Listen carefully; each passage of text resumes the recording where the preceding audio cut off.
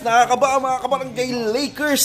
Alam nyo ba na seconds na lang, lamang lang ng 2 points o 3 points ang Lakers. Yan po. Tingnan natin. 24 seconds na lang mga kabarangay. 25.1 seconds na lang. Yan po ang score. Nakakaba po mga kabarangay Lakers. Tingnan po natin. Nakakaba po mga kabarangay Lakers. Spurs po ang bola. Ayan. Wala. Still po.